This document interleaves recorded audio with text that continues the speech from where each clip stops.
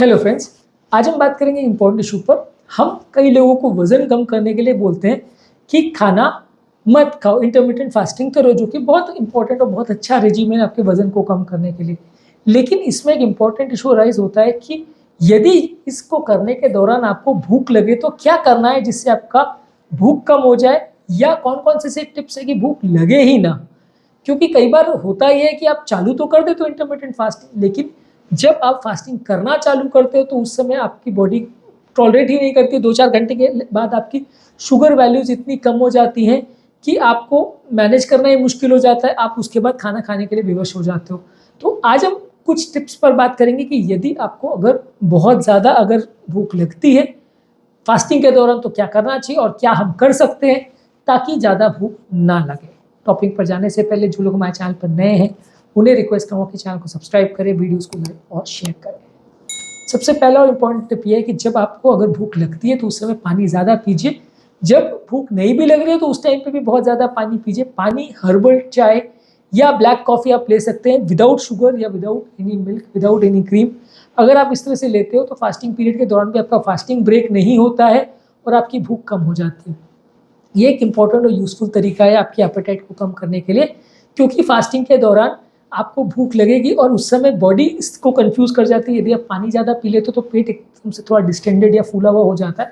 Body इसको इस तरह से कंफ्यूज करती है कि शायद आपने खाना खा लिया है और उसको एक तरह से अपने नॉर्मल लाइफ में आने की कोशिश करती है। तो इस तरह से आप अपने ब्रेन को या बॉडी को ट्रिक कर सकते हैं ज़्यादा पानी पी के, कि आपकी बॉडी में खाना अगर कम भी हो रहा है तो आपको भूख ना लगे। हालांकि ये तरह के पेशेंट्स में आपको काफ़ी ज़्यादा बार पानी पीना पड़ता है, बार बार पानी पीना पड़ता है भूख को मारने के लिए। पर आपने काफ़ी बार ऐसा देखा होगा कि अगर ऑफिस वगैरह में भी आप हो या कुछ काम कर रहे हो, उस समय आपको काफ़ी ज़्यादा भूख लग रही है, आप 1-2 गिलास पानी पी लोगे तो उसके बाद 1 आध घंटा तो आपका आराम से निकल जाता है। तो ये ट्रिक आप फॉलो कर सकते हैं और रेगुलर बेस पे भी आपको पानी पी सकते हैं उसको भूख को मारने के लिए। इसके अलावा आप जब इंटरमिटेंट फास्टिंग वाले पेशेंट्स में, जब आप बीच में जो फीलिंग पीरियड में हो, यानी जो खाने वाला फेज़ है, जब आप फास्टिंग नहीं कर रहे हो, मान लीजिए आप 12 घंटे की फास्टिंग करो, 12 घंटा खाना खा रहे हो, तो जो बाकी 12 घंटे वाला फेज़ है उसमें आप ये कोशिश कर सकते हो कि आप ऐसे खाद्य पदार्थों को ज़्यादा खाओ जो आपको लंबे समय तक पेट भरा हुआ महसूस कराए। जैसे कि साग सब्जी है, दाल है, नट्स है, एवोकाडो है, लीन या फैट फ्री प्रोटीन्स है, फाइबर वाली चीज़ें। इन सब चीज़ों को बॉडी को पचाने में कई घंटे टाइम लगता है। धीरे धीरे करके पाचन इनका होता है और धीरे धीरे करके आपके शुगर लेवल्स को बढ़ाती है। तो काफ़ी केसेस में अगर आप इस तरह का खाद्य पदार्थों को ज़्यादा खाते हो तो काफ़ी चांस है कि आपको काफ़ी घंटे तक काम चलता रहेगा और बॉडी को भूख ज़्यादा नहीं लगेगी। वहीं उसके बदले अगर आप रिफाइंड या प्रोसेस कार्बोहाइड्रेट्स को ज़्यादा खाते हो तो ये सारी चीज़ें शुगर लेवल को बहुत जल्दी बढ़ाती हैं, बहुत जल्दी कम करती हैं, तो भूख आपको लगेगी। अगर खाने वाले पीरियड में आपने बहुत ज़्यादा चीनी या ग्लूकोज वाली ड्रिंक्स या इस तरह के खाद्य पदार्थ को खाया तो आप फास्टिंग बिल्कुल नहीं कर पाओगे, क्योंकि उसके बाद आपको बहुत ज़्यादा भूख लगेगी जो बॉडी कंट्रोल नहीं कर पाएगी और शुगर बैलेंस गड़बड़ा जाएगा। तो यदि आपको प्रॉपर वे में फास्टिंग करना है तो आपको इस तरह के खाद्य पदार्थों को सिलेक्ट करके रखना है जो धीरे धीरे पाचन जिनका होता है। इसके अलावा जो भी आपका शेड्यूल है उसको ग्रेजुअली अडॉप्ट करें। कई बार आप फास्टिंग का शेड्यूल ले तो लेते हैं लेकिन उसको मैनेज करना, मेंटेन करना नहीं आता। आप सीधे सीधे 18-20 घंटे के शेड्यूल पर चले जाते हो और आपसे 8 घंटे फास्टिंग भी नहीं होती। तो आप ये कोशिश करिए कि अपना शेड्यूल जो है वो धीरे धीरे करके बढ़ाएं। पहले 8 घंटे करिए, फिर 10 घंटे, फिर 12 घंटे, फिर 14 घंटे, ऐसे कर करके बढ़ाएं और उस पर कुछ महीने टिके रहें और फिर उसको बाद में बढ़ाएं। यदि पहले ही दिन से अगर आप बहुत ज़्यादा अग्रेसिव फास्टिंग करने लग जाते हो जो आपकी बॉडी टॉलरेट नहीं करती, तो आप उसको 4-5 दिन ही कर पाओगे, फिर आप उससे हार जाओगे और फिर आपका वापस नॉर्मल खाना चालू हो जाएगा और आप नेगेटिव उसमें चले जाओगे, डिप्रेशन में चले जाओगे। तो इसलिए अपनी कैपेसिटी को धीरे धीरे करके बढ़ाइए। अभी अगर आपकी कैपेसिटी 4 घंटे या 6 घंटे, 8 घंटे भूखा रहने की है तो उसको धीरे धीरे करके बढ़ाइए। सबसे बेस्ट टाइम इसमें रात का ही होता है, क्योंकि रात का टाइम में लगभग 12 घंटे की फास्टिंग में 7-8 घंटे तो आपके नींद में ही चले जाते हैं। तो जब कभी भी अगर आपको बहुत ज़्यादा फास्टिंग करनी है तो रात के टाइम करिए। आपको 3-4 घंटे भूखे रहना है और आप सो जाइए। सुबह जब आप उठोगे और जब आप रेडी होगे कुछ काम करने के लिए, थोड़ा एक्सरसाइज करके जब वापस आओगे तब तक आपका खाने का टाइम ऑलरेडी हो चुका होगा, तो आपकी फास्टिंग मुश्किल नहीं हो। शुरुआत के पीरियड में आप भूख को कम करने के लिए थोड़ा एक्स्ट्रा सो भी सकते हैं। कई बार मैंने भी इसको ट्राई किया है कि जब फास्टिंग के दौरान भूख ज़्यादा लगती है और 10-11 बज जाते हैं और सब तक कंट्रोल नहीं होगा तो जल्दी सो जाइए उस दिन, तो आपका फास्टिंग शेड्यूल नहीं ब्रेक होगा और लगभग 10 दिन आपको लगते हैं अपने नॉर्मल एपेटाइट के भूख को कंट्रोल करने में। तो शुरुआत के पीरियड में यदि आपको भूख ज़्यादा लग रही है तो आप थोड़ा एक्स्ट्रा सो जाएंगे, तो उससे आपका कई बार फ़ायदा हो जाता है और अपनी फास्टिंग का जो शेड्यूल है वो टूटता नहीं है और आपका धीरे धीरे करके आपकी स्ट्रेंथ या स्टैमिना या आपका मेंटल लेवल थोड़ा बढ़ जाता है। इसके अलावा आप जो भी आपका डाइटिंग या फास्टिंग शेड्यूल है उसको एडहॉक बेसिस पे ट्राई मत करिए। जो प्री प्लान करके चलिए तो ज़्यादा अच्छा है। मतलब 12 घंटे फास्टिंग कर रहे हैं, 7 से 7 करना है तो वही करिए। आप ऐसा मत करिए कि चलो फास्टिंग करके देखता हूँ कितना देर तक कर पाता हूँ फिर सोचूंगा। आप ऐसा करने की कोशिश करोगे तो आप ज़्यादातर बार कर नहीं पाओगे फास्टिंग, क्योंकि आप अगर सोचोगे कि चलो 14 घंटे ट्राई करते हैं, 16 घंटे ट्राई करते हैं, तो उसमें आप कभी भी अपना टारगेट अचीव नहीं कर पाओगे और बहुत जल्दी आपका माइंड ये लड़ाई हार जाएगा, क्योंकि उसमें आपका कोई स्टिफ वो नहीं है कंट्रोल कि मुझे एग्जैक्टली इतने बजे खाना खाना है। मैंने रात को 7 बजे खाया तो सुबह 7 बजे से पहले नहीं खाना है। आपके माइंड में ये फिक्स नहीं है। आप कुछ भी सोच रहे हो कि हाँ देखता हूँ कितना भूख कंट्रोल होती है नहीं होती, तो उसके चक्कर में फिर होगा ये कि जब कभी भी भूख लगेगी आपको लगेगा यार अब छोड़ दो, बहुत हो गया, 10 घंटे तो हो गए, चलो 8 घंटे तो हो गए, तो उसमें एक्चुअली आप जितना कर सकते हो वो भी नहीं कर पाओगे। तो इस तरह के केसेस में आपको कोशिश करनी है कि पहले से टारगेट देख के रखिए अपने आप को कि इतने घंटे का मुझे करना है फास्टिंग और किसी भी हालत में इसको पूरा करना है। यदि आप लास्ट मोमेंट में अपना ड्यूरेशन चेंज करोगे, 12 के बदले 14, 16, 18 की ट्राई करोगे, तो ज़्यादातर चांस है कि आप वो 12 भी कंप्लीट कर पाओगे कि नहीं, वो भी मुश्किल हो जाएगा। इसलिए पहले से प्री प्लान करके तो रखे तो ज़्यादा अच्छा है। नेक्स्ट इंपॉर्टेंट चीज़ है कि खुद को डिस्ट्रैक्ट करिए। यदि आपके दिमाग में बहुत ज़्यादा भूख लग रही है तो उस समय अपने माइंड को हंगर से हटाने के लिए आप भूख के बारे में सोचना छोड़ दीजिए, खाने के बारे में सोचना छोड़ दीजिए, अच्छा म्यूजिक सुनिए, डांस करिए, बातों में लग जाइए, किसी को फ़ोन कर लीजिए, कोई मूवी देखना चालू कर दीजिए, कोई टीवी पे सीरीज़ आ रही है नेटफ्लिक्स पे या किसी चीज़ पे तो वो देखना चालू कर दीजिए।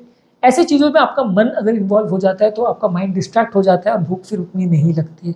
तो माइंड को डिस्ट्रैक्ट करने के लिए माइंड को ही आप कन्फ्यूज़ करते हो और भूख के बारे में सोचना या खाने के बारे में सोचने से उसको हटाते हो और उसको आप फोकस करवाते हो आपके रेगुलर लाइफस्टाइल पर या कोई और चीज़ पर जो आपको ज़्यादा इंटरेस्टिंग लगती है। मान लीजिए आप फ्रेंड के साथ चले गए, डांस करने लग गए या म्यूज़िक सुनने लग गए, तो इस तरह की चीज़ आप करके अपने आप को डाइवर्ट कर लेते हो और आपका भूख पर से ध्यान चला जाए। इसके अलावा आपके हंगर जो शेड्यूल है या खाने का शेड्यूल है उसको प्रॉपरली मैनेज करें आपके टाइमिंग के हिसाब से।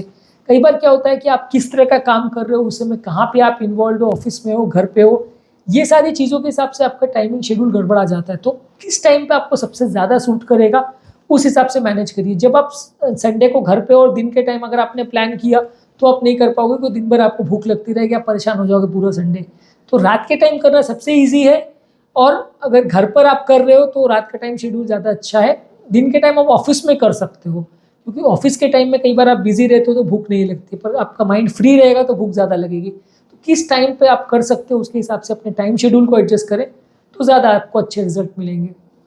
इसके अलावा आप बीच बीच में थोड़ा हेल्दी स्नैक ऑप्शंस रख सकते हो। जो आपका नॉन फास्टिंग पीरियड है या खाने वाला पीरियड है वहाँ पे आप दही है, फ्रूट्स है, नट्स है, ये सारी चीज़ों को खा सकते हो, जो लंबे समय तक आपको न्यूट्रिएंट भी प्रोवाइड करेगा और लंबे समय तक आपका पेट भरा भी रखेगा। तो वो ज़्यादा हेल्दी है और उससे आपको बहुत ज़्यादा भूख भी नहीं लगेगी।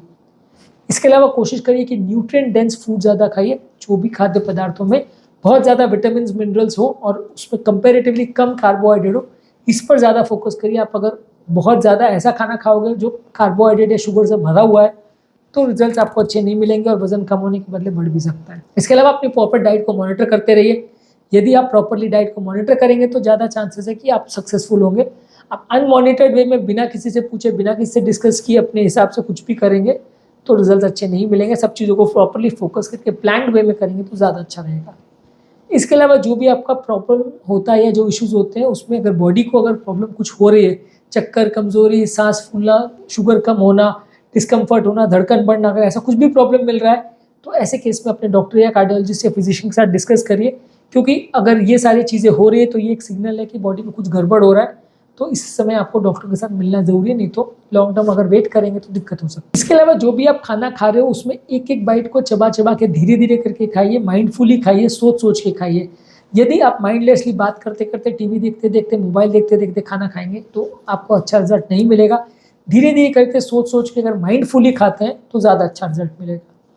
इसके अलावा आपको मेंटल स्ट्रेस को कम करना है। जितना दिमाग पर मानसिक तनाव ज़्यादा होगा उतना आपका हीटिंग हैबिट्स कॉम्प्रोमाइज़ होगा, उतना डिप्रेशन और स्ट्रेस में आके आप या तो ज़्यादा खाने लगेंगे, कम खाने लगेंगे, या क्वालिटी ऑफ लाइफ आपकी बिगड़ जाएगी। मानसिक तनाव को कम करने के लिए योगा, प्राणायाम, डीप ब्रीदिंग एक्सरसाइज, इस तरह की चीज़ें आप कर सकते हैं। एक अच्छी और क्वालिटी की नींद भी ज़रूरी है, लगभग 7 से 9 घंटे की रेगुलर आप स्लीप रखेंगे तो भी आपको रिजल्ट ज़्यादा अच्छे मिलेंगे। अगर नींद आपकी प्रॉपर नहीं होगी तो फास्टिंग भी आपका प्रॉपर नहीं हो पाएगा। जो भी फास्टिंग आप पहले से प्लान कर रहे हो उसमें प्रॉपरली खुद को उसके लिए रीप्लान करिए और उसके हिसाब से अगले दिन फास्टिंग करिए। सडनली पिछली रात को आपने खूब सारा कॉम्प्लेक्स कार्बोहाइड्रेट खाया, खूब सारा रिफाइंड फूड खाया, खूब सारा आपने तेल घी वाला चीज़ें खाया और सुबह उठते चलो आज फास्टिंग कर रहे हैं, तो वैसा आप करोगे तो बॉडी आपको मैनेज नहीं कर पाएगी। तो आपको पहले से एक दिन प्लान करना पड़ेगा या कुछ दिन पहले से तैयारी रखनी पड़ेगी कि कल मेरे को फास्टिंग करना है तो आज मेरा डाइट इस हिसाब से होना चाहिए। ऑल ऑफ अ सडन सरप्राइजली आप बॉडी को बोलोगे, जैसे स्कूलों में होता है कि आज एग्जाम है, सरप्राइज टेस्ट, तो वैसा अगर आप करोगे तो बॉडी उसमें सडनली कंफ्यूज हो जाएगी। तो आपको बॉडी को प्लान देना पड़ेगा कि हाँ कल से मेरा फास्टिंग है, आज से तैयारी चालू कर दो, तो ज़्यादा चांस है कि आप उसमें सक्सेसफुल हो पाओगे।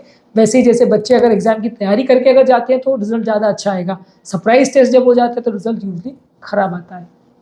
इसके अलावा आप थोड़ा हेल्दी फैट ज़्यादा खाइए, avocados, nuts, seeds, olive oil, ये सारी चीज़ें आप अपनी फीडिंग विंडो में खाएंगे तो ये आपकी बॉडी को बहुत ज़्यादा वीक होने नहीं देगी और आपको थोड़ा इसमें हाइपोग्लाइसीमिया या शुगर के सिम्टम्स थोड़े कम होंगे और आपको भूख उतना ज़्यादा नहीं लगेगी। रेगुलरली एक्सरसाइज करिए, रेगुलर एक्सरसाइज करने से आपकी फास्टिंग पीरियड में भी आपका माइंड थोड़ा डिस्ट्रैक्ट रहेगा। आपको भूख ज़्यादा लगे तो माइंड को डिस्ट्रैक्ट करने के लिए भी आप एक्सरसाइज कर सकते हो। कई बार एक्सरसाइज करने से बॉडी का जो मेटाबॉलिज्म है वो चेंज हो जाता है और आपकी भूख कंपैरेटिवली कम हो जाती है। तुरंत एक्सरसाइज करके अगर आप आते हो तो कई बार आपको उतनी तेज ऐसी भूख नहीं लगती है। तो बहुत ओवर एक्सरसाइज मत करिए, रेगुलर एक्सरसाइज करिए, इससे आपको ज़्यादा अच्छा रिजल्ट मिलेगा। फिर भी अगर आपको ज़्यादा प्रॉब्लम लग रही है तो अपने हेल्थ केयर प्रोफेशनल या डॉक्टर के साथ डिस्कस करिए। खासकर अगर आपको कोई ऐसी बीमारी है जिसकी वजह से प्रॉब्लम हो रही है तो डेफिनेटली आपके डॉक्टर के साथ डिस्कस करना चाहिए। अगर इंटरमिटेंट फास्टिंग में एक आध बार आप फेल भी हो जाओ तो भी परसिस्टेंट रहने की आवश्यकता है, रेगुलर बेसिस पे बार बार उसको ट्राई करने की आवश्यकता है। एक दो बार आप फेल हो सकते हो, बार बार आप फेल हो सकते हो, लेकिन आप ट्राई करते रहोगे तो रिजल्ट अच्छे मिलेंगे। आप एक दो बार में हार के अगर बैठ जाओगे तो फिर आप कभी भी उसको कर नहीं पाओगे। इसके अलावा कुछ डाइटरी सप्लीमेंट्स वगैरह भी ले सकते हैं जो आपके फीडिंग वाले पीरियड में उपयोगी हो सकते हैं। इस तरह के अगर आप डाइटरी सप्लीमेंट्स को लेते हैं तो थोड़ा आपको भूख कंपैरेटिवली कम लगती है और बीच बीच में आपको हंगर पैंग्स उतने ज़्यादा नहीं आएंगे। फाइनल हमारा रिकमेंडेशन ये कि जो भी डाइटिंग रेजिमेंट आप सिलेक्ट करें उसको खुद के हिसाब से डॉक्टर के साथ या डाइटिशियन के साथ डिस्कस करके कस्टमाइज करके करें तो ज़्यादा अच्छा है। एक तरीके का प्लानिंग सबको सूट करे ऐसा ज़रूरी नहीं, किसी को कोई तरीका सूट करता है, किसी को कोई। तो इसलिए जो भी आप प्लान कर रहे हो वो अपने डॉक्टर के साथ और डाइटिशियन के साथ डिस्कस करके प्री प्लान करके करें, अपने हिसाब से कस्टमाइज करके करें तो ज़्यादा अच्छा है। कोई भी रेजिमेंट किसी से दोस्त से सुन के बिना प्लान किए, बिना अपने कंडीशन को समझे अगर आप करोगे तो रिजल्ट अच्छे नहीं मिलेंगे। तो उम्मीद करूंगा कि आज के टॉपिक में कुछ नई बातें जानने को मिली होगी। जो लोग हमारे चैनल पर नए हैं उन्हें रिक्वेस्ट करूँगा कि चैनल को सब्सक्राइब करें, वीडियोज़ को लाइक और शेयर करें।